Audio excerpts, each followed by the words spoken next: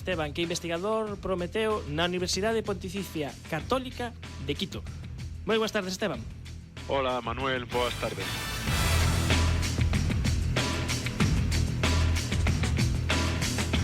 As bacterias viven en comunidade.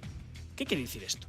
Bueno, as bacterias, tal como as estudábamos fai poucos anos, eran como células individuais que provocaban enfermedades. Agora estamos aprendendo máis delas, non? Aprendemos que a grande parte das células do noso corpo son bacterias, que ademais construen biofilms, que son como unha especie de capas onde elas viven todas xuntas, que teñen comportamentos uns altruistas, outras son engañadoras, non fan aporte á comunidade. Estamos vendo comportamentos do máis similar e máis parecido aos humanos. E ademais, como viven en comunidade, bueno, hai veciños que se levan ben e outros que non se levan tan ben. E o curioso é que agora os investigadores veñen de descubrir que as bacterias tenden pontes entre sí.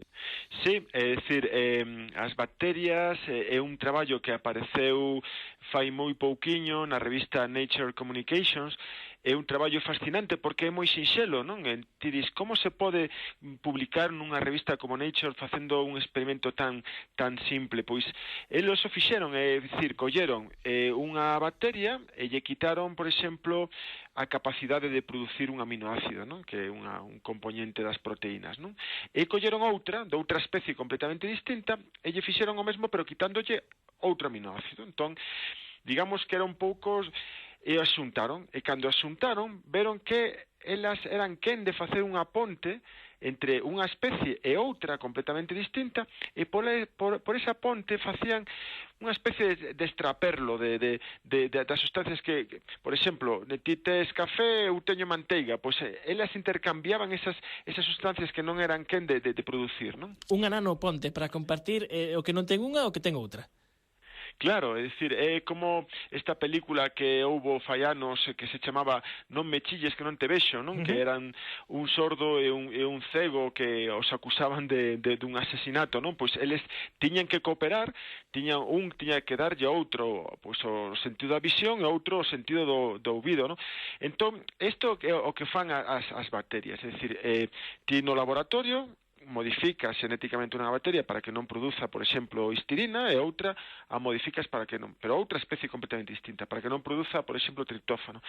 Entón, elas fan unha ponte a partir da membrana externa e entón fan intercambio desas sustancias e poden crecer. Se as divides, por exemplo, unha desas bacterias nun lado e outra noutro, divididas por unha membrana de xeito que podan intercambiar eses produtos, pero non haxa contacto directo, entón non crecen, é dicir, necesitan esas pontes para crecer. E que pasa, digo eu, se, por exemplo, polo que sexa, unha das dúas que tiña un déficit, unha eiva, consigue recuperar e consigue ter ese aminoácido, esa non necesita intercambio, que siguen intercambiándose ou paran? Non. Elas, é dicir, cando ti fas un esforzo social, obviamente tes que facer un investimento, tes que facer un esforzo, non? Entón, se ti, por exemplo, tes abundancia de nutrientes, non fas esas pontes, non? Eso é un pouco, están obligadas, porque se non o fan, pois non poden crecer, non? Tamén, aí hai unha historia moi curiosa, porque o que estamos vendo é un comportamento altruista, non? De bacterias que se axudan, especies de bacterias distintas que se axudan unhas a outras, pero... Cooperación. Sí, cooperación, pero eles sospeitan que, por exemplo, unha destas bacterias, a famosa Escherichia coli, é a que fai a ponte, a nanoponte, non? Entón, eles sospeitan que posiblemente, moitas veces, Escherichia coli utilice esa nanoponte como unha especie de palliña para achuchar as sustancias das outras, como unha especie pois eso de conde Drácula bacteriano, non? Un vampiro, unha bacteria vampiro. Unha bacteria vampiro, sí, bueno, hai xa bacterias que son como unha especie de sacacorchos e se meten no interior de outras e as parasitan. As bacterias teñen moitísimos tipos de vida distintas, estamos empezando a descubrilos e a maravillarnos con elas, pero, claro, é dicir, agora o que estamos entendendo é que non están halladas, é dicir, son capaces de comunicarse entre elas e tamén con outras especies, non? Entón, isto é unha chamada de atención para esta xente que está está agora facendo bacterias modificadas xenéticamente, pensan soltalas no medio ambiente, non? As bacterias sintéticas.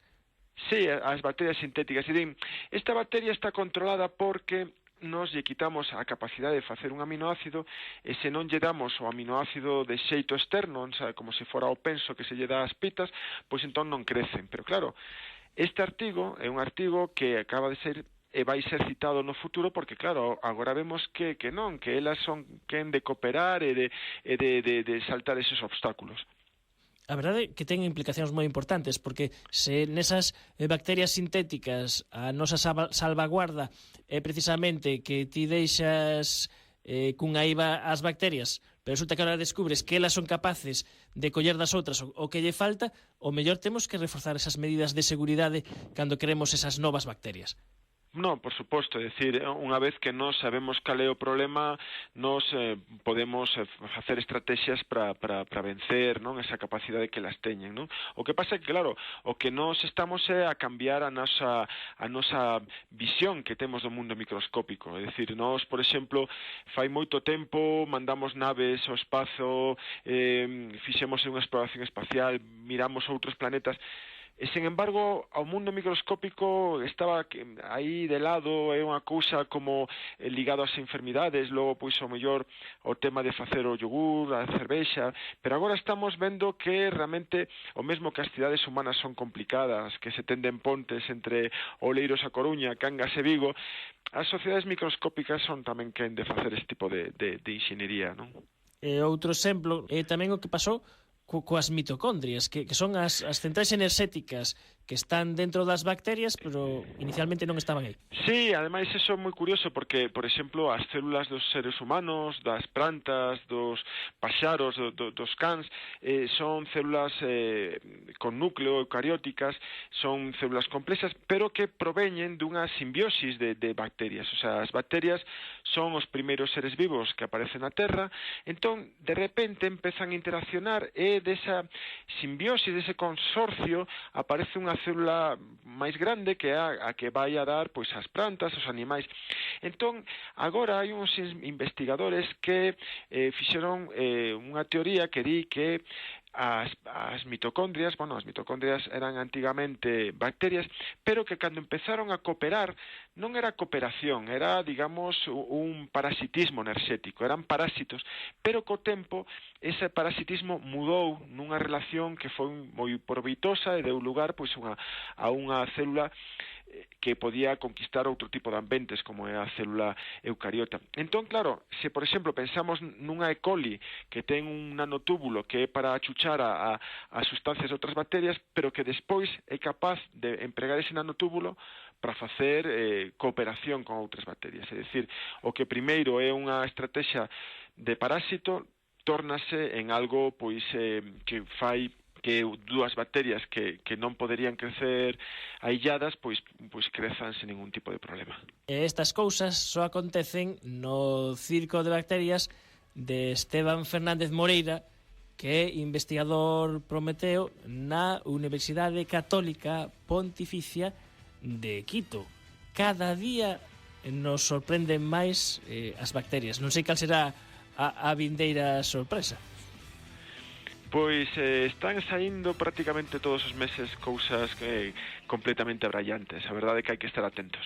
E nós estaremos o día. Moitas grazas, Esteban. Moitas gracias a vos. Un saúdo.